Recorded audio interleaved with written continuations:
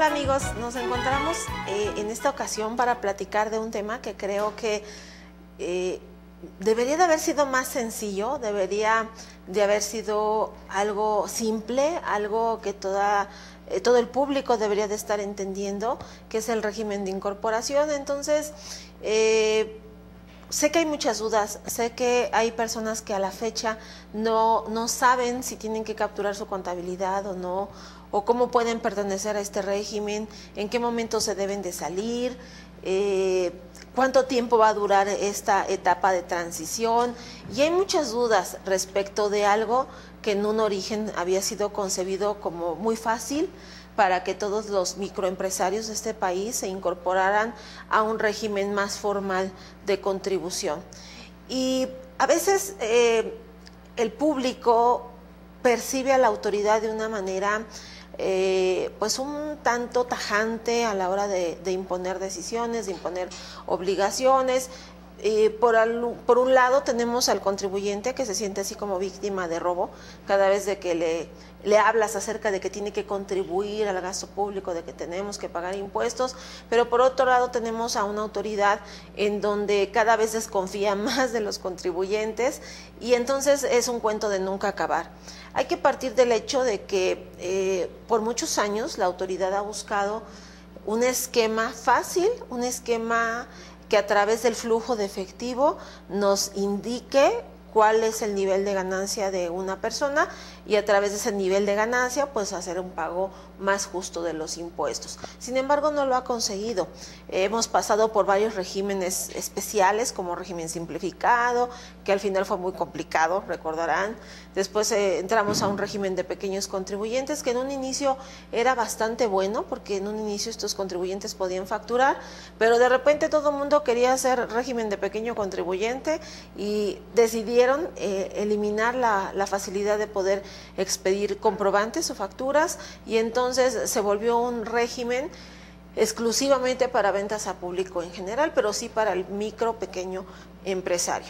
Y desde entonces se han buscado experimentos, porque podemos llamarlos así, para hacer impuestos un poco más justos en materia del flujo de efectivo y a la fecha creo que no se ha logrado el objetivo de generar algo simple que el microempresario pueda entender muy fácilmente. Y lo que ocurrió con régimen de incorporación es que de repente la autoridad percibió en el régimen de pequeños contribuyentes una salida para que muchas personas pues de alguna manera buscaran pagar el impuesto mínimo a costa de pues de no generar la recaudación necesaria para el país. Entonces es verdad, en cualquier régimen fiscal, en cualquier país, siempre va a haber gente pues que a lo mejor no debería de estar en ese lugar o se puede aprovechar de las facilidades, pero bueno, si nos ponemos del otro lado, pues la autoridad tendría las facultades para revisar si efectivamente ese contribuyente tendría derecho o no a aplicar ciertas facilidades. Aquí el problema es que de repente pagan justos por pecadores y entonces el 31 de diciembre se elimina completamente este régimen de pequeños contribuyentes que de cariño en México les decimos repecos o les decíamos repecos y todos esos pequeños contribuyentes se durmieron el 31 de diciembre siendo repecos y despertaron el 1 de enero siendo ya un régimen de incorporación, aunque aquí hay que hacer varias precisiones. Realmente el régimen de incorporación es un régimen de transición. La verdad es que no va a haber más que un solo régimen que sería actividad empresarial. Realmente todas las personas físicas perteneceríamos a este régimen de actividad empresarial y servicios profesionales y no va a haber otra opción. Lo que sucede es que es un cambio muy tajante para contribuyentes pequeños que solamente estaban acostumbrados a llevar un libro de entradas y salidas, que solamente pagaban sus cuotas fijas y que dentro de su cuota fija pues ahí venían todos los impuestos incluidos y lo pagábamos cada bimestre. Entonces de repente el hacer la transición de una persona que realmente hacía pagos de cuotas fijas y un librito de entradas y salidas, pasar a un contribuyente formal con todas las obligaciones de cualquier contribuyente normal, que sería pues llevar una contabilidad, tener una cuenta bancaria, manejar comprobantes, etcétera, pues sí resulta un cambio así como, digamos, bastante drástico.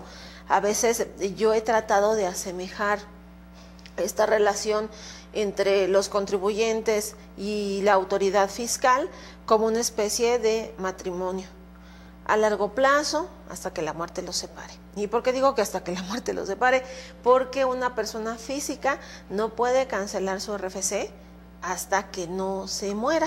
Entonces, estamos hablando de que esta va a ser una relación que va a tener su fin en el momento en que cada uno de nosotros como contribuyentes pues lleguemos a morir. Y eso en algunos casos. ¿Por qué? Porque vamos a ver que hay algunas situaciones donde a pesar de que el contribuyente fallece, pues se queda los herederos y a través de un juicio de sucesión, pues hay un trámite previo a la cancelación del RFC. Entonces, si hablamos de que esto es una especie de relación matrimonial, pues imagínate, ¿no? Alguien que de repente pues son novios, se llevan súper bien como pareja, pero son de esas parejas modernas donde hay un noviazgo, pero no hay compromiso, no hay obligaciones, no hay nada. A lo mejor pues les gusta a las parejas pues de repente hacerse cariñitos, hacer cuchicuchi, se van por ahí, por allá, pero al final pues no hay ese compromiso, no hay esa obligación y cada quien para su casa.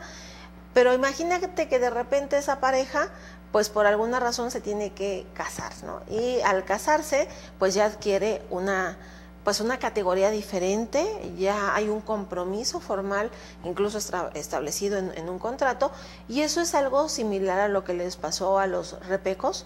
De repente eran novios hasta el 31 de diciembre, pero el 1 de enero de 2014 ya se enfrentan a una relación formal con todos los derechos y obligaciones que conlleva ser un contribuyente en este país, pero vamos, es una transición que de un día para otro pues puede ser así como muy drástica, y por eso se les dio un plazo de 10 años para que poco a poco se vayan acostumbrando a sus obligaciones, y lo más importante, yo creo que más que las obligaciones, que se vayan acostumbrando a pagar sus impuestos. Yo creo que es lo más importante de esta transición. Entonces, vamos a platicar de quiénes transitaron a este régimen de incorporación, quiénes pueden estar, cuáles serían sus obligaciones, cómo expiden sus comprobantes, cuáles son sus facilidades. Una de las cuestiones más importantes es que vamos a platicar también acerca de cómo van a hacer sus declaraciones. Y bueno, titulamos a este material "Cuando la simplificación se sale de control", porque en un inicio estaba pensado un esquema fácil para un régimen que no era muy complicado, para un pequeño comerciante, que tenía que ser sencillo para que cada comerciante lo entendiera. Sin embargo, se salió de control por la serie de facilidades y combinaciones que este régimen va a traer consigo. Yo sé que hay personas que van a estar viendo este material, que son contadores, generalmente somos los más confundidos, pero también va a haber empresarios que de repente pues dicen, bueno, pues a mí me dijeron en el Servicio de Administración Tributaria que no necesito contador, lo puedo hacer yo solito. Sí puedes, pero necesitas entender varios de los aspectos integrales para que no te vaya a fallar por ahí algún asunto, dejes algún cabo suelto, porque de los castigos principales que tiene este régimen de incorporación es que de repente fallas, vamos a ver en qué momentos puedes fallar, y al fallar te sales del régimen.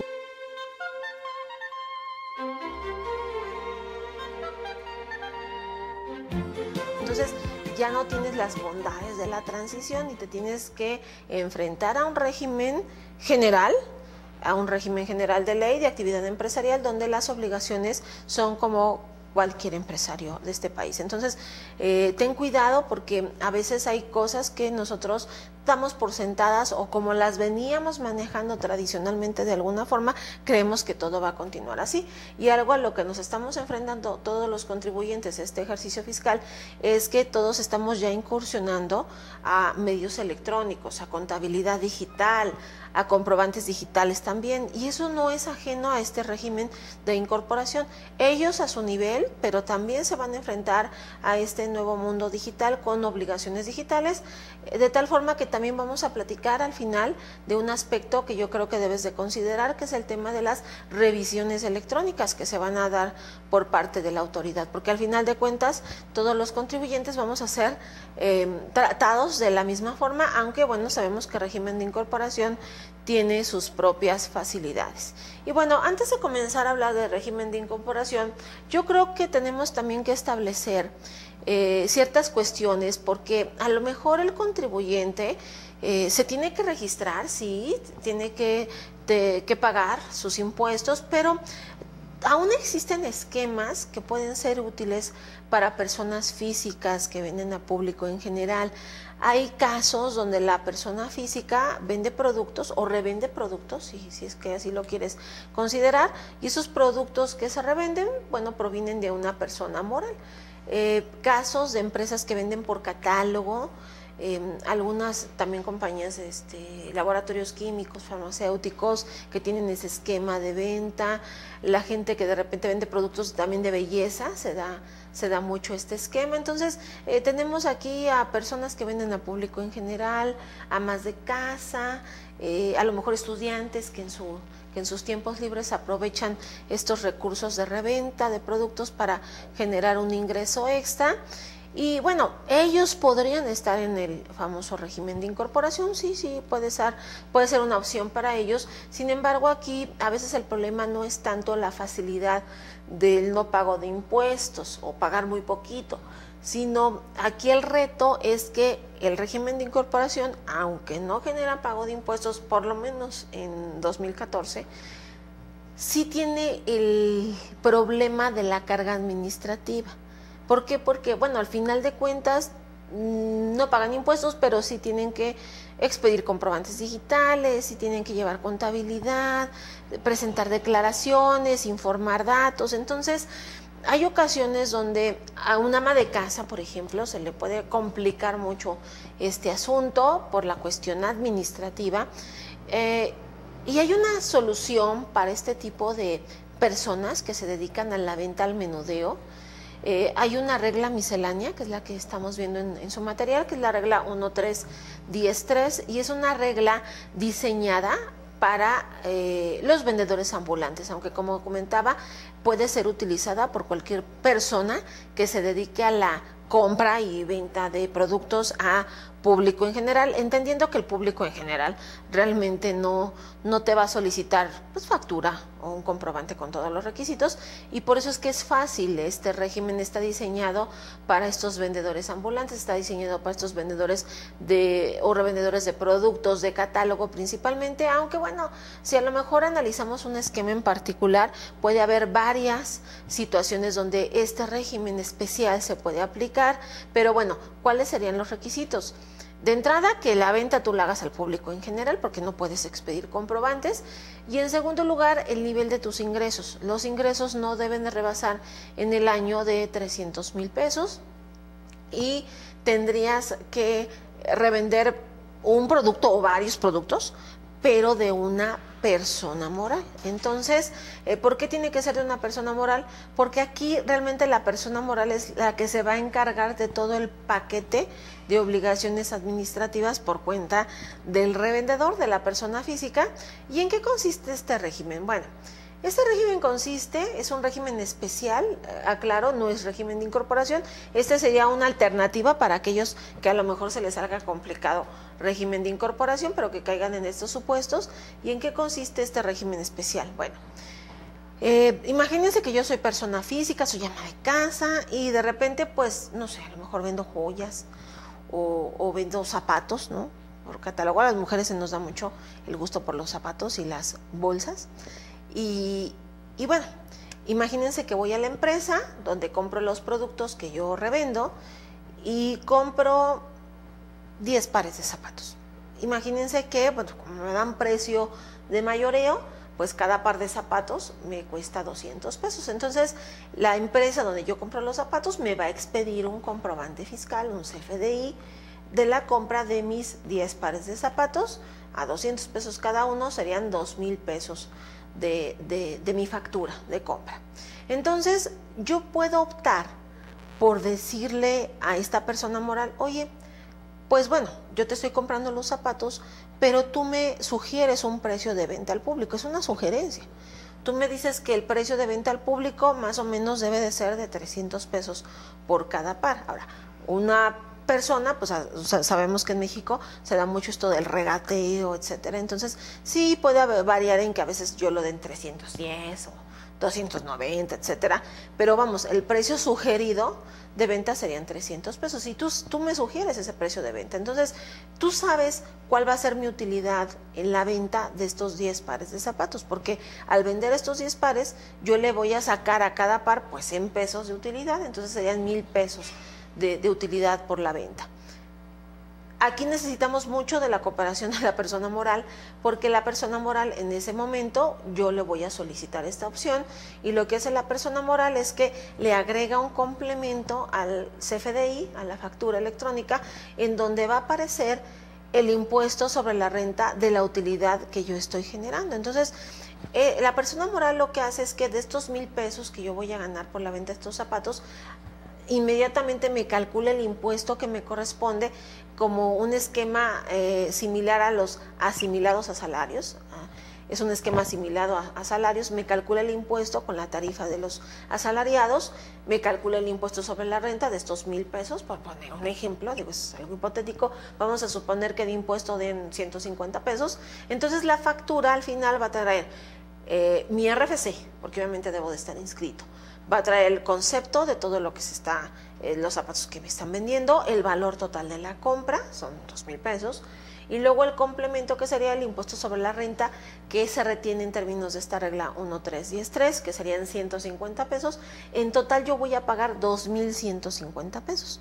Y lo que haría la persona moral es que, bueno, los 150 pesos que son mi impuesto, es como una especie de retención, la empresa lo retiene y lo paga a la autoridad directamente.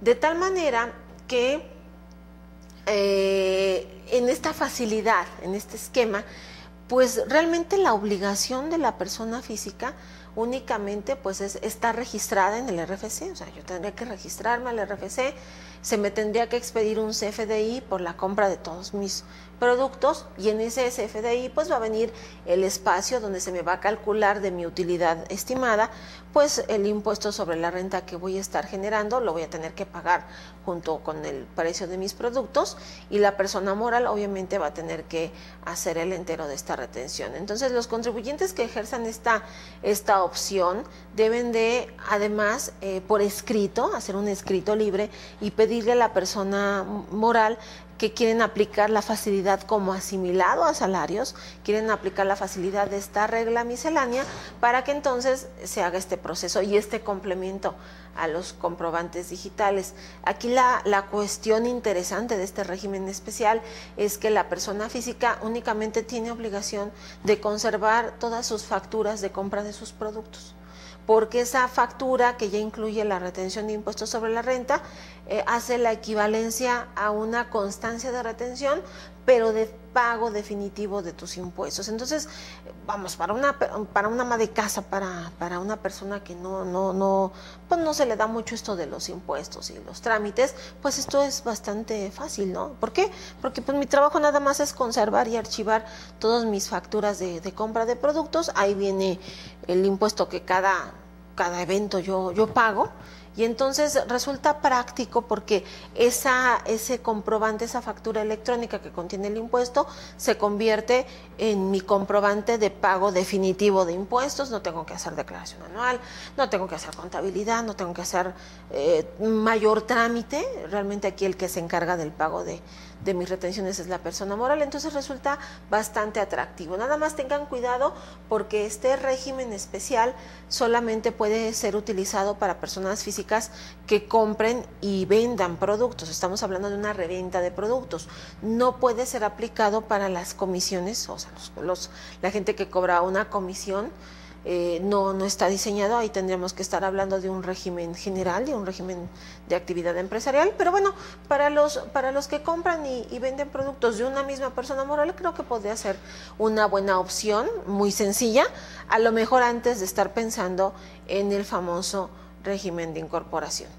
Ahora, para los que ya están pensando, o tienen más bien que optar por este régimen de incorporación, o ya el sistema los cambió a régimen de incorporación, que creo que es la mayoría de los casos de los repecos en México, pues ahí entonces las obligaciones cambian, el trámite se vuelve un poco más complejo administrativamente hablando, y bueno, régimen de incorporación realmente es un régimen de transición para que poco a poco el pequeño empresario se vaya acostumbrando a cumplir con sus obligaciones formales. A mí me causa mucha extrañeza de repente el impacto que causa en el empresario este régimen, porque muchos están adoptándolo o se están yendo con la idea de que en este régimen no se va a pagar impuesto, y no es así. Los primeros años, bueno, más bien el primer año no pagamos impuesto y después poco a poco lo vamos pagando, pero bueno, al final de 10 ejercicios, al final nos vamos a convertir en contribuyentes comunes y corrientes, vamos a pasar por varias etapas. Y algo que yo no te puedo prometer es que este régimen efectivamente aguante los 10 años, porque creo que es una de las primeras preguntas que a veces me hacen la gente, porque me dicen, oye Penny, ¿tú consideras que sí, este régimen dure los 10 años y poco a poco? Es algo que no te puedo yo prometer. Es más, ni siquiera estamos seguros de llegar al día de mañana. Entonces, considero que debes de tomar este régimen pues con sus precauciones. A lo mejor este año te conviene estar aquí, a lo mejor este año te ahorras un poquito de impuestos porque pues tiene bastantes estímulos, pero bueno, tómalo como lo que es, tómalo en su momento y después nos preocuparemos si este régimen llegara a sufrir modificaciones. Sin embargo, ¿quiénes pueden estar en este régimen de incorporación? El artículo 111 de la Ley de Impuestos sobre la Renta me establece para quién está diseñado este régimen de incorporación. Está diseñado para actividades empresariales, básicamente para personas que enajenan bienes o que prestan servicios, pero hay una aclaración ahí en la Ley de Impuestos sobre la Renta. Dice que presten servicios por los que no se requiera para su realización título profesional. Hacen la aclaración porque entonces este régimen, si no hubieran hecho esa acotación, toda la gente que está por honorarios, pues ya estaríamos metidos en régimen de incorporación. Entonces imagínate, ¿no? Todos los abogados, los contadores, los médicos, pues incorporándonos a esta facilidad sin pagar impuestos, sin hacer nada. Bueno, sería así como que muy, para la autoridad no sería un buen negocio porque pues dejaría de recaudar mucho dinero y no está pensado para ellos. Realmente este régimen está pensado para los que eran pequeños contribuyentes que ahora, pues bueno, venían de pagar cuotas fijas y ahora tienen que pagar en base a tarifas, en base a porcentajes de sus utilidades. Entonces, no sería en un momento dado justo que un contribuyente de honorarios que ya venía pagando sus impuestos adecuadamente, etcétera, pues de repente dijera, pues ahora no voy a pagar porque me voy a meter a régimen de incorporación. Por eso se le hizo esa acotación de que solamente que tú prestes servicios por los que no se requiera título profesional, podrías estar en este régimen de incorporación. Vamos a estarnos moviendo un poquito en las láminas, por si ves que de repente me adelanto y me regreso. Pero en el tema de la acotación sobre los servicios por los que no se requiera título profesional, hay un artículo segundo transitorio de la ley reglamentaria del artículo 5º constitucional relativo al ejercicio de las profesiones en el Distrito Federal. Cada estado tiene una regulación especial, a veces son similares a esta que vamos a ver en el Distrito Federal. La última modificación se publicó el 19 de agosto de 2010 y se establece en este segundo transitorio que en tanto se expidan las leyes a qué se refiere un artículo ahí mencionado y reformado. Las profesiones que en sus diversas ramas necesitan título para su ejercicio son las siguientes, y viene la lista de profesiones que requieren título en el Distrito Federal. Entonces, de alguna manera, sí está regulado qué servicios son los que requieren título. Los estamos viendo en pantalla: actuario, arquitecto, bacteriólogo, biólogo, cirujano dentista, contador, ahí estamos los contadores, corredor, enfermera y partera, los ingenieros, licenciados en Derecho, licenciado en Economía, marino, médico veterinario, metalúrgico, notario, piloto aviador, profesor de educación preescolar, profesor de educación primaria, profesor de educación secundaria, químico y trabajador social. Entonces, hay que tener cuidado porque, bueno, en los contadores, en los médicos, pues sí, el tipo de servicio que se presta requiere título profesional, aunque hay gente que de repente se me confunde porque me dice, bueno, Penny, yo soy contador a lo mejor, pero no estoy titulado. Bueno, sí, no, una cosa es que no estés titulado y otra cosa muy distinta es que lo que tú haces requiere título profesional. Que no tengas un título, a lo mejor estás ejerciendo, eso no tendría nada que ver. Entonces, hay que analizar bien qué clase de servicio se está prestando.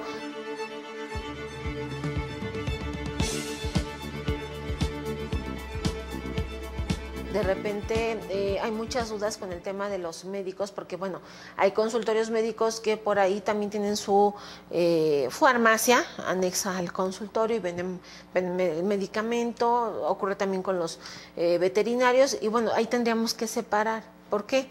Porque digamos que por el hecho de a lo mejor prestar ese servicio profesional, posiblemente ya no podamos tener en régimen de incorporación el tema del negocio alterno, ¿no? La farmacia o la tienda de venta de productos, porque una actividad jala la otra y es más, en este caso, pues lo que jala es el servicio profesional que está dentro de la actividad empresarial y servicios profesionales, jalaría a la pequeña. Entonces hay que pensar muy bien. Digo, en ocasiones ha habido situaciones donde a veces el contribuyente pues de plano se para y dice, bueno, yo sigo con mi giro de médico, sigo prestando mis servicios y para a lo mejor las farmacias que pretendo abrir o los otros negocios alternos, pues mejor estamos pensando ya en otro contribuyente, ¿no? Que se encargue para poder separar, porque no pueden convivir en este caso ambas. Bueno, sí podrían convivir, pero todo sería régimen general, todo sería actividad profesional. Entonces son de las cosas que se tienen que estudiar o de plano analizar si te conviene mejor estar en régimen general, en actividad empresarial. Vamos a observar que para algunas personas realmente el régimen de incorporación no va a representar una ventaja tácita, una ventaja, más que para este ejercicio. Entonces, hay ocasiones donde varios de las personas que me han pedido asesoría, varios de mis clientes, algunos sí los cambiamos a régimen de incorporación, pero hubo otros casos donde mejor se tomó la decisión de dejarlos en actividad empresarial porque les convenía más ese esquema. Y poco a poco voy a ir explicándote algunos casos donde a lo mejor tu decisión puede ser diferente. Ahora, una vez que ya estamos en el tema de que, bueno, estoy en actividad empresarial o enajeno bienes o presto servicios, pero de los que no se requiere título profesional, tendríamos que checar el tema del nivel de ingresos. ¿Por qué? Porque puedo optar por estar en este nuevo régimen siempre que los ingresos propios de mi actividad empresarial obtenidos en el ejercicio inmediato anterior no hubieran excedido de 2 millones de pesos. Aquí tenemos que hay contribuyentes, la mayoría provienen de REPECOS, de régimen de pequeño contribuyente, y en este régimen pues ese era el límite para estar ahí. Entonces por eso es que muchos REPECOS pasaron prácticamente de forma automática a este régimen de incorporación. Donde está aquí la preocupación es con el tema de los de régimen intermedio, porque régimen intermedio ahí el tope para estar ahí eran 4 millones. Entonces pues los que quedaron abajo de 2 millones sí se podrían cambiar a régimen de incorporación, pero los que quedaron entre 2 millones, un peso y 4 o más, esos ya tendrían que haber emigrado a actividad empresarial, que a lo mejor vas a notar que a veces lo denomino régimen general, pero es esa actividad empresarial a donde tendrían que haberse cambiado. Y bueno, de repente empezamos a ver un fenómeno también pues podemos decir gracioso, en donde había gente que estaba en régimen general, en actividad empresarial, y empezó a cambiarse a régimen de incorporación, pero es por el estímulo, ¿no? del no pago de impuestos sobre la renta. Entonces, la autoridad por ahí sacó un artículo transitorio en la primera resolución miscelánea, que por cierto, pues ya salió tarde, porque salió el 13 de marzo de 2014, y digo tarde porque estas cosas debieron de haberse previsto con más anticipación, y sacó un artículo transitorio, el que estamos viendo en pantalla, el artículo 13º. Dice que para efectos de una regla que vamos a ver más adelante, que es una regla que me habla acerca del cambio de un régimen a otro, los contribuyentes pueden aplicar la facilidad de cambiarse al régimen de incorporación, dice, siempre que no hayan presentado alguna declaración provisional correspondiente a 2014 en el régimen que vemos ahí, título 4, capítulo 2, sección 1 de la ley, que se refiere a actividad empresarial. Entonces, en la página del SAT, que es la página del Servicio de Administración Tributaria, de repente puedes encontrar algunas preguntas frecuentes donde la gente decía, oye, yo estaba en actividad empresarial, pero mis ingresos no rebasaron de 2 millones, ¿me puedo cambiar a régimen de incorporación? Y me cambié, pero preguntan, ¿el cambio es válido? Y de repente el SAT les dice, no. ¿Por qué? Porque tú estás presentando en 2014 una declaración de actividad empresarial. No, es que no he presentado ninguna, ¿no? Porque pues, hasta con eso, ¿no? Las personas físicas, la verdad, empezamos a declarar a partir de marzo, tuvimos hasta el 31 de marzo, y varios por este tema de los cambios y las precisiones, a la fecha ni siquiera han hecho nada. Entonces, dice el SAT, no te puedes cambiar, porque si tú ya presentaste una declaración en el régimen de actividad empresarial, pues ya no te podrías bajar a RIF. Sin embargo, hay que leer correctamente el artículo transitorio. Aquí lo que me dice es que si yo presenté una declaración, pero de las provisionales de 2014, porque una cosa es la anual, sí, posiblemente yo presenté mi declaración anual, pero es de 2013, ¿no? Sí, tuve que cerrar mi anual de 2013 y ahorita me estoy cambiando. Ahí podría decirse que sí puedo. ¿Por qué? Porque aquí la única precisión es que yo no haya presentado una declaración provisional de 2014. Y es que aquí lo que ocurrió es que mucha gente, la verdad, se empezó a desesperar porque no empezó a ver la plataforma, no veíamos cómo llevar la contabilidad, no veíamos cómo íbamos a pagar. Entonces hubo gente que, con tal de no ser multada por la no presentación de una declaración, o porque también vamos a ver que el hecho de que no declares en RIF pues, puede ser el motivo para que te saquen de este régimen, y hubo gente que se anticipó y mandó su declaración como régimen general.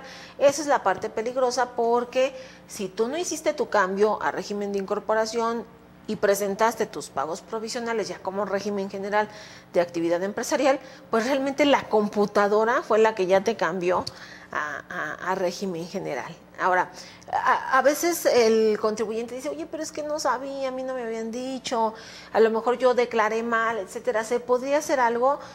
Miren, yo no sé en qué momento a lo mejor tú estés viendo este material y la autoridad pues de repente cambia algunos procedimientos, pero en un inicio lo que se hizo para aquellas personas que se equivocaron o que se anticiparon, pues las declaraciones, cuando se presentan de forma electrónica, está la opción de dejar sin efectos una declaración cuando se presenta equivocadamente.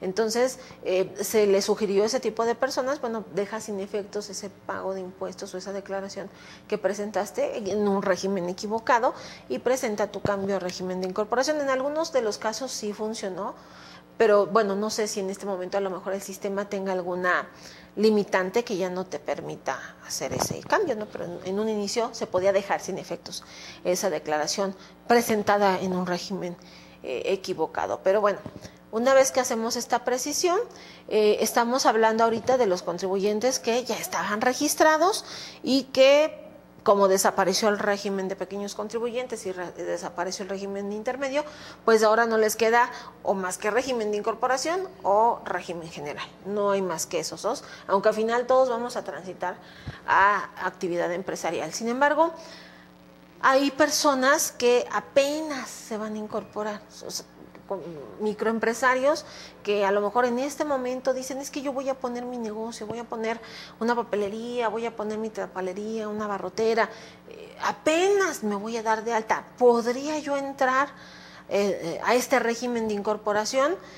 Fíjense que ahí sí yo recomendaría mucho que si vas a comenzar a ser un contribuyente, este sería una buena opción para ti. Hay ocasiones en donde a mí de repente me visitan, sobre todo algunos chavos que de repente terminan la carrera y se asocian y van a poner su primer negocio, etcétera, y llegan muy emocionados porque me dicen, oye, es que pues vamos a poner nuestro negocio, y que vamos a constituir una empresa, una SA, DCB, etcétera. Y no, les digo, mira, ¿para qué corres? ¿Para qué constituyes una empresa que va a tener muchas obligaciones administrativas que cumplir, que desde el punto de vista de fiscalización, pues es mucho más atractiva una persona moral que una persona física siempre? Y bueno, de alguna manera ni siquiera sabes si el negocio va a funcionar o no, o cuándo va a empezar a despegar. Hay negocios que tardan 1 o 2 años en llegar a su punto de equilibrio. Entonces, en esos casos yo lo que les recomiendo es comenzar como personas físicas, y régimen de incorporación sería una buena opción, porque bueno, la carga administrativa aunque existe, pero bueno, no se compara a la de una persona moral. Y por otro lado, pues tenemos la ventaja de que los primeros años no pagamos tantos impuestos y bueno, eso te permite ir creciendo poco a poco. Entonces, efectivamente, si una persona en este momento me está viendo y está pensando en poner su negocio, y bueno, pues esta sería, régimen de incorporación sería la opción. Aquí la cuestión es que, bueno, mientras tus ingresos no rebasen de 2 millones de pesos en un año, te puedes quedar ahí. Una vez que tus ingresos rebasaran estos 2 millones de pesos dentro del ejercicio, vamos a suponer que tú te inscribes y digo, te va súper bien, y en noviembre o en octubre a lo mejor tus ingresos ya rebasaron los 2 millones, bueno, pues ya, dice la disposición que el mes siguiente ya tendrías que cambiarte y cumplir con tus obligaciones como una actividad empresarial, o si es hasta que cierres el ejercicio, porque a veces se da hasta el cierre de diciembre, bueno, entonces ya para el siguiente año ya no puedes estar en RIF, te saliste, rebasaste el tope y ya te tendrías que cambiar ahora a actividad empresarial. Sin embargo, hay que tener mucho cuidado porque, como en todo en la vida, de repente hay personas que a lo mejor están viendo este régimen de incorporación como una especie de esquema, de estrategia fiscal. Ya hay gente que de repente sí genera unas ingenierías muy complicadas para aprovechar los estímulos que trae este régimen, y hay ocasiones donde a lo mejor podemos estar pensando en alguien que no sea legítimo el estar aquí, sino que diga, bueno, yo voy a obtener ingresos, mientras no me pase de los 2 millones puedo estar en régimen de incorporación, y pues bueno, yo lo que voy a cuidar es no rebasar los 2 millones y yo me voy a quedar ahí. Hay que tener cuidado porque precisamente la ley de impuestos sobre la renta prevé que los contribuyentes que inicien actividades sí pueden optar por pagar su impuesto en este régimen de incorporación, siempre y cuando no rebasen este límite de 2 millones, pero cuando en el ejercicio se realicen operaciones por un periodo menor a 12 meses, hay que establecer una fórmula. ¿Por qué? Porque efectivamente a lo mejor yo me di de alta en octubre, de octubre a diciembre son 3 meses, pero no rebasé de los 2 millones. Si vemos el ejemplo en pantalla, yo tuve de ingresos 950,000. Entonces digo, pues como no rebasé los 2 millones, pues yo ya me quedé aquí y el siguiente año pues me sigo aquí. No. Aquí hay que sacar una fórmula, porque este monto de 2 millones es por un ejercicio. Tú tuviste un monto de 950,000, como vemos en el ejemplo, pero no estuviste los 365 días. Entonces, hay que hacer una comparación, hay que anualizar este ingreso. ¿Y cómo se hace esta comparación para ver si rebasé o no rebasé? Dice la disposición que yo debo de dividir el ingreso manifestado entre el número de días que corresponde a mi periodo. Aquí en el ejercicio yo inicié operaciones el 20 de octubre, el cierre del ejercicio es el 31 de diciembre, los días transcurridos fueron 72 días. Entonces yo divido el ingreso en ese periodo, que fueron 950,000 pesos, entre 72, me da un ingreso diario estimado de 13,000 pesos, 13,194. Eso lo multiplicamos por 365 días y me da un importe de 4,815,972. Por lo tanto, para el siguiente ejercicio ya no puedo estar en régimen de incorporación. ¿Por qué? Pero si no rebasas de los 2 millones, sí, pero no estuviste todo el año. Si con ese nivel de ingresos hubieras permanecido todo el ejercicio, pues seguramente hubieras llegado por lo menos a 4 millones de pesos y de todas maneras te hubieras salido. Por eso es que hay que tener mucho cuidado con los contribuyentes que, bueno, no estén todo el ejercicio completo, porque tendremos que hacer esa fórmula para ver si en 2015 se pueden quedar en régimen de incorporación o a lo mejor ya tendrían que cambiar a actividad empresarial.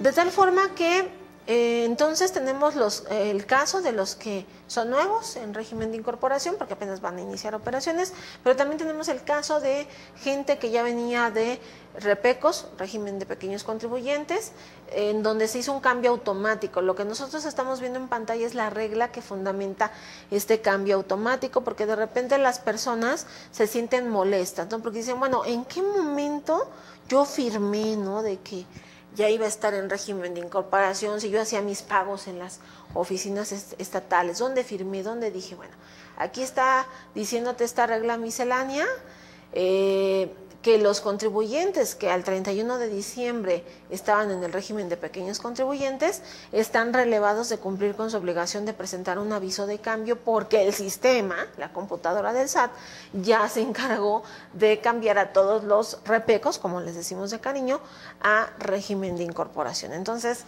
vamos, en teoría no tendrías que hacer nada, ya te cambiaron, ya te pusieron la etiqueta del nuevo régimen.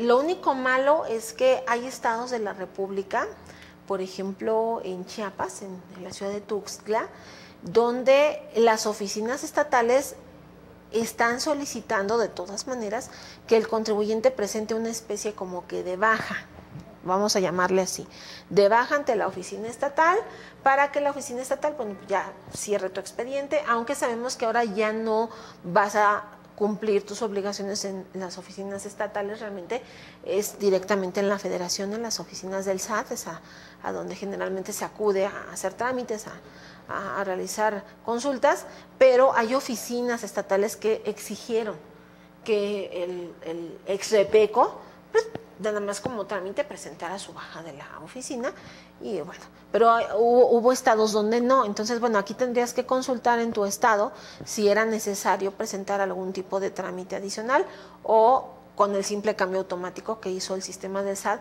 era más que suficiente. Sin embargo, también tenemos otros casos. Tengo otra regla miscelánea, que es la que estás viendo en pantalla, en donde me habla de los repecos, pero que no eran repecos puros. Yo le llamo repecos puros a esos que nada más eran repecos y no tenían otra actividad.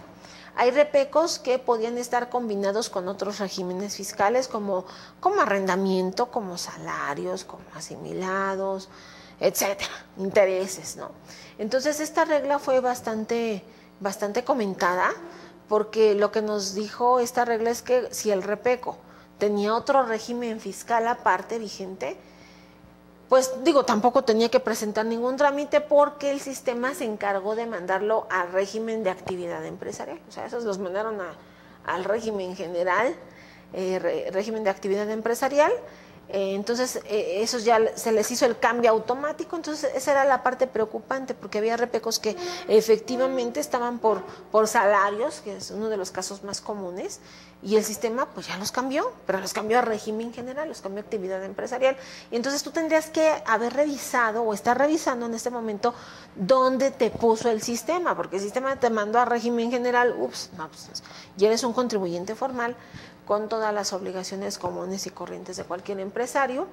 También lo mismo pasó con el régimen intermedio. A los de régimen intermedio, como la computadora no sabe, o no sabía más bien, si habías rebasado o no habías rebasado de los 2 millones de pesos, pues a todos los de régimen intermedio de plano los mandaron a actividad empresarial.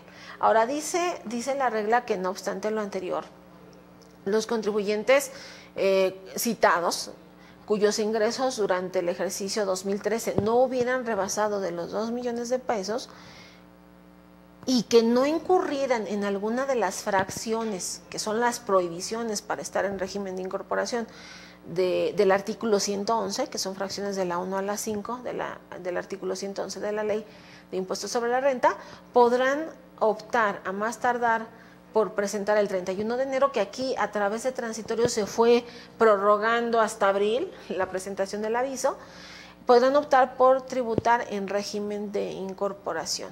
Pero bueno, ¿cuál era el requisito? Que tus ingresos no hubieran rebasado de 2 millones de pesos y que no estuvieras incumpliendo en más bien, que no cayeras en alguna de las prohibiciones de este artículo 111, que las estamos viendo en pantalla. Son 5 fracciones. ¿Por qué? Porque puede ser que a lo mejor seas actividad empresarial, puede ser que pues sí, estés en el tema de la enajenación de bienes, que tus ingresos no rebasen de 2 millones, pero aún y reuniendo estos requisitos, puede haber casos donde no puedes estar en régimen de incorporación. Algo que a lo mejor es difícil para mí explicarte porque, bueno, tiene que ver con una percepción que tiene la autoridad del contribuyente, pues, podemos decir de forma aislada, es que la autoridad descubrió que algunas contribuyentes que estaban en repecos, pues no deberían de haber estado ahí. Estaban porque, bueno, son cuotas fijas, es una cuota donde se pagan todos tus impuestos juntos, bueno, se pagaban más bien, era una cuota pues barata en términos generales, y de repente pues algunas personas físicas a lo mejor estuvieron en repeco, pero pues deberían de haber estado en otro lugar, y a lo mejor se puede decir que se aprovecharon del esquema. El SAT, a través de un estudio que incorpora a la iniciativa que estudió el Congreso para hacer esta reforma fiscal, le dio a conocer datos estadísticos y algunas de las estrategias que el SAT mismo descubrió, en donde, bueno, a lo mejor una persona moral disfrazaba, ¿no?, o sacaba el dinero de la persona moral a través de estas figuras de repeco, pues pagando un impuesto obviamente mucho menor. Y bueno, se puede mencionar que hubo varias estrategias, ¿no? Si queremos ponerle esa palabra, estrategias basándonos en repecos. Sin embargo, no en todos los casos fue así, hubo casos que sí eran legítimos.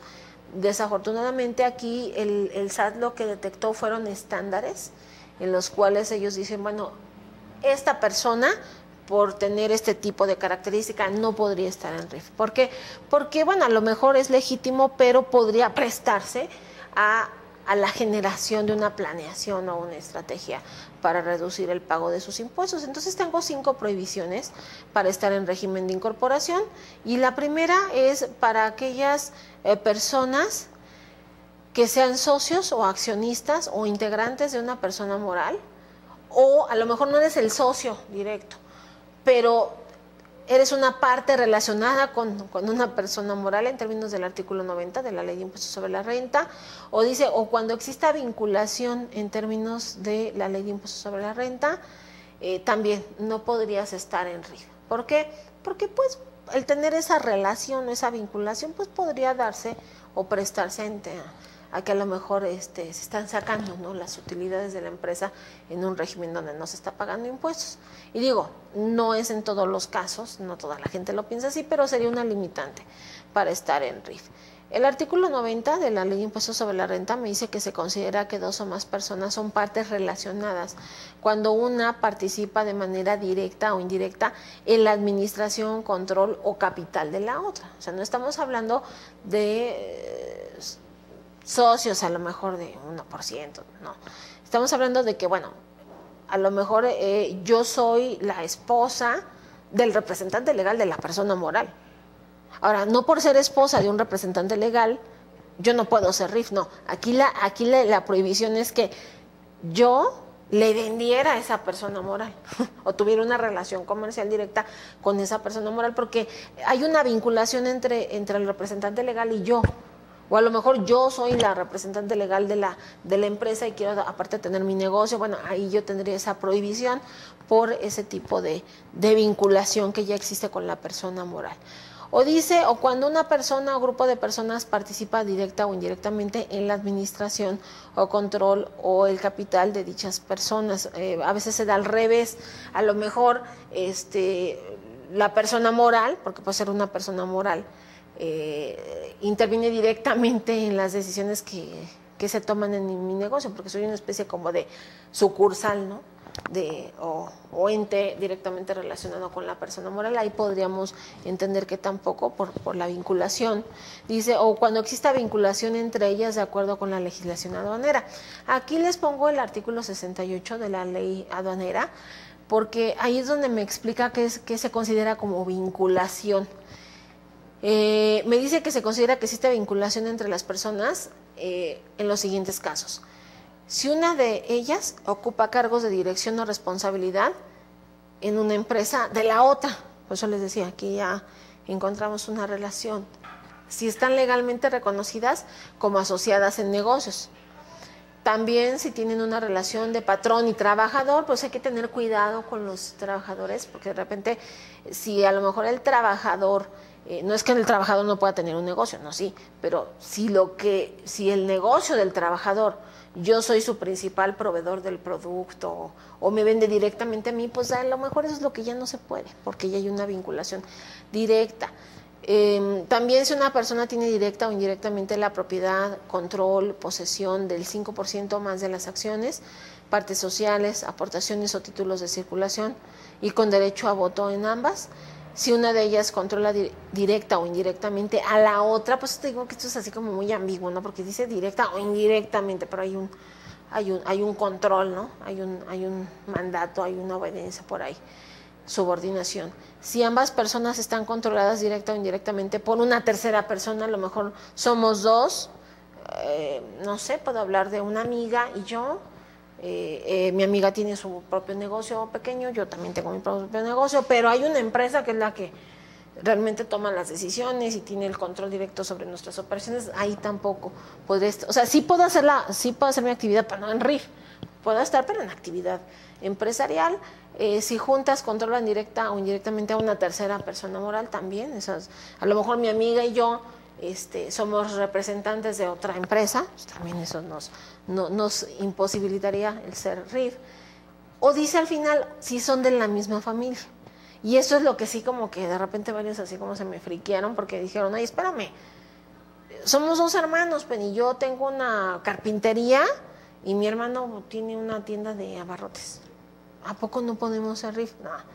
Sí puede ser RIF, pero mientras entre ustedes dos no haya vinculación comercial. O sea, si tú le vendes directamente a tu hermano a ti y hay relación comercial entre ustedes, eso es lo que ya no se puede. Y, bueno, no es que no se pueda, no podrían estar en RIF. No es que se esté prohibiendo la comercialización entre hermanos, pero bueno, lo pueden hacer, pero no como régimen de incorporación, ya tendrían que estar en un régimen de actividad empresarial.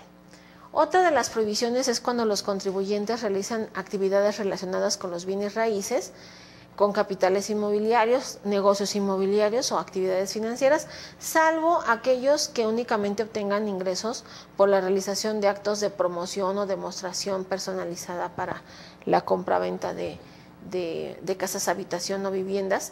¿Por qué hago la diferencia? Bueno, hay personas que se dedican en parte a eso. Oye, pues te voy a mostrar la casa, me voy a ganar una comisión. Y bueno, aquí nada más hay que tener cuidado porque en el tema de la comisión está permitida en régimen de incorporación, pero siempre y cuando no rebase del 30% del ingreso total. O sea, tendrías que tener otros ingresos para poder permanecer en RIF. Y en los ingresos por comisión no ser superiores en un 30% a tus ingresos totales. También está limitada para las personas físicas que obtienen ingresos por concepto de espectáculos públicos, los franquiciatarios, y bueno, también aquí de repente algunos se me pueden poner ahí al brinco y decir, o sea, tú quieres decir que si yo quiero abrir una franquicia, por ejemplo, de hamburguesas, ¿no puedo? No, sí puedes. Sí puedes abrir tu franquicia de hamburguesas, pero no puedes hacerlo en RIF, en régimen de incorporación. Tendrías que hacerlo en régimen general, en actividad empresarial, pero como régimen de incorporación, obviamente que no. Y los contribuyentes también que realicen actividades a través de fideicomisos o asociación en participación, también para ellos está negado este régimen de incorporación. Por eso yo comentaba que está más bien diseñado para los pequeños comerciantes o los repecos, ex repecos puros, ¿no? Realmente está diseñado para ellos.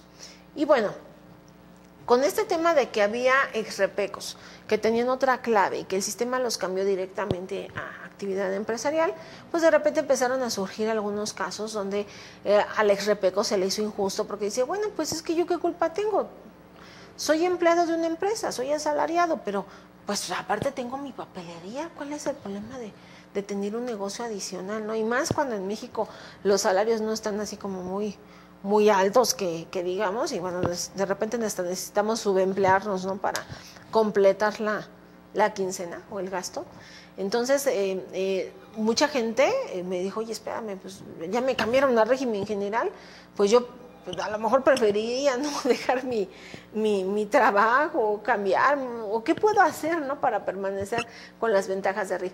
Miren, no fue necesario hacerle mucho al cuento en esto, porque al final salió una regla, la 12521, que permite a las personas físicas que obtengan ingresos por sueldos y salarios o asimilados, o incluso ingresos por intereses, optar por estar en régimen de incorporación siempre que el total de todos sus ingresos no rebasara de 2 millones de pesos en el año.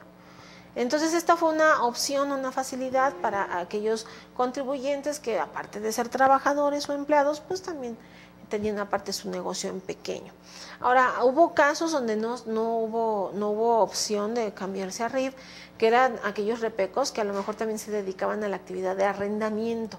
Esos no pudieron cambiarse o no hay una facilidad para ellos, pero se entiende, porque lo que ocurre con régimen de incorporación es que el régimen de incorporación no presenta declaración anual. Entonces, como no hacen declaración anual y sus pagos provisionales se hacen de manera bimestral, pues aquí como que ya se contrapone con el asunto del arrendamiento. El arrendamiento, hay casos donde se presenta el pago provisional mensual, hay casos donde se presenta trimestral, pero aparte el arrendamiento tendría que presentar un anual. Entonces aquí como que ya no combinan ambos regímenes. En salarios es diferente porque, fíjense lo curioso de esto, régimen de incorporación nada más hace pagos bimestrales y esos pagos bimestrales se consideran definitivos, no hay declaración anual. La anual la presentarían solo en el caso de tener aparte la actividad de salarios y nada más haces tu declaración anual de salarios. Entonces, tus obligaciones completas estarían con tus 6 pagos bimestrales de RIF, más tu declaración anual por el esquema de salarios, y eso sería tu régimen completo. Por eso que ahí sí se pudo hacer de alguna manera la combinación. Y bueno, un comentario especial, hay personas que son pensionadas, ¿no? Del seguro, pensionadas del ISSSTE y tienen su negocio. Entonces me dicen, oye, Penny, yo soy pensionado, ¿puedo estar en RIF? Sí, sí puedes. ¿Por qué? Pues es que yo no veo ahí que diga pensionado. Bueno, los pensionados se consideran que están dentro del capítulo de sueldos y salarios. Por eso es que un pensionado también podría tener su negocio en pequeño y estar en RIF. Donde sí tenemos que tener un poquito de cuidado con el tema de las declaraciones anuales es si a lo mejor este régimen de incorporación aparte tuviera otro tipo de ingreso, por ejemplo, no sé, para poner su negocio a lo mejor le hicieron un préstamo, puede ser bancario, puede ser un préstamo de un familiar, o a lo mejor el papá le dio dinero a la hija para que pusiera su primera tienda de regalos, se considera un donativo, o posiblemente esta persona de régimen de incorporación, pues en el ejercicio en 2014, además de su negocio, pues también vendió su casa habitación, ¿no? Y con eso le inyectó capital al negocio, también se puede entender, o a lo mejor se lo gastó, pero vendió su casa.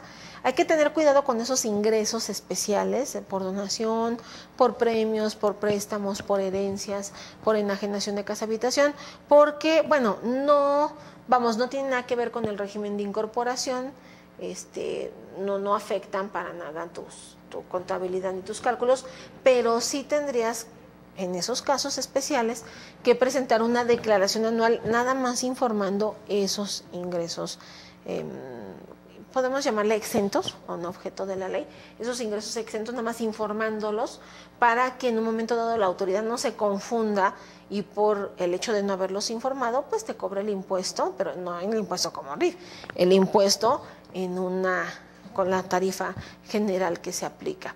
Y bueno, si me permites un poco el comercial, hay un video, taller, donde platico un poco más ampliamente del resto de personas físicas y los riesgos que se corre cuando no se vacunan, presentando en algunos casos su declaración anual contra la discrepancia fiscal.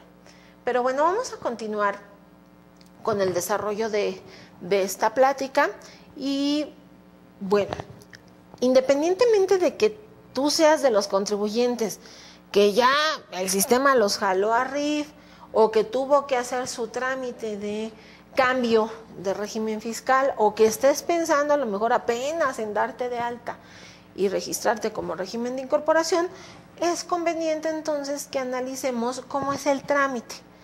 Yo decidí ver el trámite con el esquema de movimientos de actualización al RFC, porque bueno, es de los más ocurridos en este momento, pero una persona que se diera de alta tendría que hacer algo muy similar, porque realmente lo que ocurre cuando tú te registras es que la parte medular del trámite es que tú contestas un cuestionario y en función de ese cuestionario el sistema ya te ubica en el régimen correcto. Entonces lo que vamos a ver a continuación es ¿qué nos pide el trámite de cambio al RFC? ¿Cómo se llena ese cuestionario? ¿Qué nos van a preguntar? Para que empecemos a precisar de forma más clara cómo se va armando entonces este régimen de incorporación. ¿Y cómo hacer este trámite para incorporarnos a este régimen especial, a este régimen de RIF? Vamos a ver entonces cómo se presenta el trámite de actualización, cómo se contesta este cuestionario. Y bueno, estamos ingresando a la página del SAT y vemos que allí aparece un aviso porque bueno, en su momento algunos tuvieron que esperar las prórrogas debido a que la página no estaba funcionando adecuadamente. Espero que tú tengas un poco más de suerte a la hora de presentar tu trámite y si no, bueno, hay gente que me pregunta qué horario es el conveniente para trabajar en la página del SAT. Después de las 12 de la noche, entre las 12 y las 3 de la madrugada, yo no he tenido ningún problema para entrar y hacer varias de las cosas que tengo que presentar, aunque bueno, como comprenderás, pues de repente pues el contador se vuelve más vampiro que otra cosa, entonces sí, estamos haciendo nuestra comunidad crepúsculo, ¿no? Algunos amigos que nos juntamos a esas horas de la madrugada para trabajar, que no es sano, por cierto, pero vamos, si tienes a lo mejor miedo a la oscuridad, bueno, entonces lo puedes hacer muy temprano, también es ahora la página está fluyendo bastante rápido y estamos ingresando al área de trámites y servicios de la página del SAT. Del lado izquierdo de tu pantalla vemos que viene el aumento y disminución de obligaciones fiscales, ahí es donde le estamos dando clic para poder anotar nuestro RFC, nuestra contraseña. Algo importante es que cuando tú te registras en RIF, posiblemente no logres hacer luego tu trámite de firma electrónica avanzada por las citas, por los horarios, pero sí lo primero que te dan es una contraseña que necesitas para accesar a todos los servicios de la página del SAT. Entonces estamos entrando con nuestra contraseña y bueno, ahí el sistema está reconociendo tu RFC. Vamos a iniciar la captura de los datos, le decimos continuar y empieza a desplegarse este cuestionario. Entonces lo primero que hace el sistema es preguntarte el tipo de ingresos que vas a obtener y si observas al seleccionar en este caso régimen de incorporación, aparece una advertencia, ¿no? Porque ya vimos que bueno, hay situaciones donde no podríamos tributar en este régimen, entonces aparece la advertencia, bueno, nada más es para que lo consideres y después hay que indicar a qué grupo, a qué actividad económica te vas a dedicar. Vienen varios varias actividades económicas, vienen varios grupos, sector primario, bueno, lo que sería el sector agropecuario, transporte, comercialización de productos. Hay que darle a tu ventana hacia abajo para que vayas enfocando realmente tu actividad. Nosotros para este ejemplo que estoy mostrando, seleccionamos comercio al por menor, le damos continuar. Acuérdate que ya comenté acerca de las limitantes respecto de servicios, de construcción, etcétera. Pero bueno, voy a entrar a comercio al por menor, le doy continuar y luego hay que ubicar nuestra actividad, qué cosa vas a comercializar. Y viene ahí un catálogo largo por actividades textiles, bebidas, alimentos, artículos de oficina, etcétera. Del lado izquierdo de tu pantalla hay un buscador de palabras clave para que sea más fácil la consulta. O bueno, a través de darle a tu ventana hacia abajo puedes ir consultando uno por uno hasta que encuentras la que vas a ocupar. Aquí una vez que encuentras tu actividad económica, a qué te vas a dedicar, qué tipo de compraventa vas a realizar, la seleccionarías y entonces le daríamos clic en continuar para continuar con nuestro llenado. ¿Por qué? Porque vamos a ver que la ventana nos va a hacer preguntas adicionales al trámite. Si tú observas donde aparece esta flechita amarilla, hay que dar un clic porque, bueno, del lado derecho aparece un porcentaje, ¿no? Que es el porcentaje de ingresos que obtienes por esa actividad. Pero primeramente hay que darle clic a esta pregunta que te indica, bueno, cómo vas a realizar esta actividad, porque es una actividad comercial, pero puede ser que la estés pensando realizar por cuenta propia, que es la mayoría de los casos, o a lo mejor la piensas realizar en copropiedad con otras personas, que es una figura que también se vale en este régimen de incorporación. Si lo vas a hacer por cuenta propia, entonces le damos ahí una palomita, le damos a aceptar y entonces después te va a preguntar el porcentaje de ingresos que obtienes de esta actividad económica, porque hay casos donde hay varias actividades económicas inmersas dentro de una persona física. Por ejemplo, cuando además de tener una tienda, pues a lo mejor también tienes una panadería y aparte tienes una ferretería, entonces ahí tendrás que ir incorporando tus actividades y el porcentaje de ingresos de cada una de ellas. Aquí le estamos poniendo que todo es por esta actividad de comercio de semillas y granos, especies, etcétera. Realmente este contribuyente se dedica a la comercialización así de semillas, chiles, moles, ¿no? Condimentos, y bueno, es el 100% de su ingreso. Le damos el porcentaje, le daríamos continuar. Y bueno, aparte me hace preguntas el cuestionario. Me dice, bueno, vas a tener trabajadores contratados que te van a apoyar para el desarrollo de tu ingreso, que sería, vas a pagar sueldos y salarios, vas a pagar ingresos asimilados a salarios, o no vas a tener trabajadores ni asimilados. Entonces son esas tres opciones. En este caso, este contribuyente sí tiene un empleado, entonces le vamos a poner que sí tiene trabajadores, le vamos a dar continuar. Y bueno, realmente lo que estamos viendo en pantalla es que del lado izquierdo es como se fue conformando tu cuestionario, las preguntas que te fueron haciendo y las respuestas, ahí las puedes ir consultando. Del lado derecho ya se configuró tu régimen fiscal, incluso aparece la lista de obligaciones que tienes que cumplir conforme a este régimen fiscal. Las vamos a ir analizando en el desarrollo de este taller, pero como te comentaba, básicamente estamos hablando de los pagos bimestrales que son definitivos. En un momento dado, por tener trabajadores, tendrás que hacer una declaración anual informativa para el tema de sueldos y salarios. Y bueno, vamos a ver otras obligaciones que se realizan a través del portal de Mis Cuentas. Pero bueno, una vez que vemos nuestro catálogo de obligaciones, le damos guardar el cuestionario, que quiere decir que ya estamos conformes con el esquema adoptado, y te va a aparecer una ventana donde viene un espacio que dice: declaro bajo protesta de decir verdad que los datos aquí contenidos son ciertos. Es como que estás reconociendo tu trámite. Aparece un espacio como para que firmes, realmente no vamos a firmar autógrafamente, estamos firmando a través de nuestra contraseña, a través del portal, pero le damos aquí continuar y ya estamos en régimen de incorporación. Entonces, ¿ahora qué sigue? Bueno, ahora lo que sigue es, ya estás en el régimen ubicado, ahora tu siguiente paso es emitir comprobantes fiscales.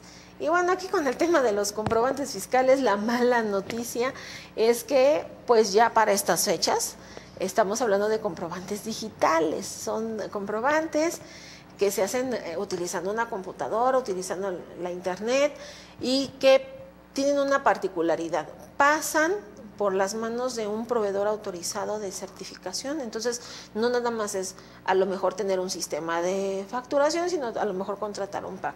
El problema del régimen de incorporación es que la mayoría no cuentan con firma electrónica avanzada, porque para poder hacer una factura digital de forma integral, pues se requiere una firma electrónica avanzada. Varios contribuyentes no han podido solicitar su firma, no hay citas. De repente vas al SAT y lo primero que te dicen es que no la necesitas. Bueno, no la necesitamos de momento, pero va a llegar un punto en el que sí vamos a requerir una firma electrónica avanzada para otro tipo de trámites. Entonces, hubo varias facilidades en esta transición. Hubo contribuyentes que, como te comentaba, venían de régimen de incorporación, régimen intermedio, o de actividad empresarial, que bueno, ellos ya venían facturando el año pasado, y el año pasado todavía estaba la facilidad de hacer comprobantes en papel, con código de barras. Este año, hasta marzo, tuvieron de chance para seguir utilizando sus comprobantes en papel con código de barras, pero estamos hablando de contribuyentes que ya venían del año pasado. Realmente los nuevos, o los que eran repecos, que antes ni siquiera daban facturas electrónicas, pues no tienen otra opción más que ingresar al esquema de CFDI. Y bueno, en régimen de incorporación también se está gestando otro fenómeno. Hay régimen de incorporación que no tiene trabajadores, pero hay unos que sí contratan a empleados. Entonces, ellos aparte tendrían que estar emitiendo ya, porque esto es a partir del 1 de abril, ya tienen que estar emitiendo un comprobante digital de la nómina que le pagan a cada trabajador.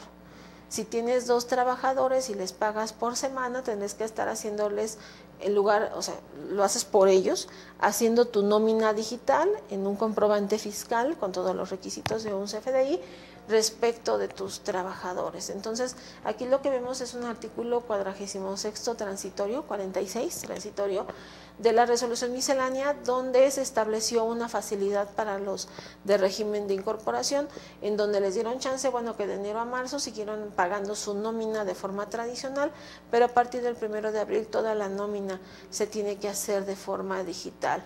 Por eso es que te comentaba que posiblemente sea necesario que ciertos contribuyentes de RIF sí tramiten mejor su firma electrónica.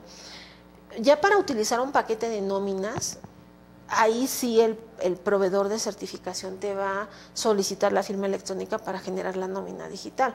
O incluso si tú decidieras hacer estos comprobantes en la página del SAT, pero en la página, digamos, de la factura oficial, porque vamos a ver que hay 2 sistemas para hacer facturas.